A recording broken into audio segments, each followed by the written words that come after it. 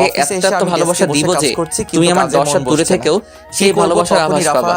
আর তুমি জ্বলবা পুড়বা আর আফসোস করবা, আহারে আমি কারে হারাইলাম।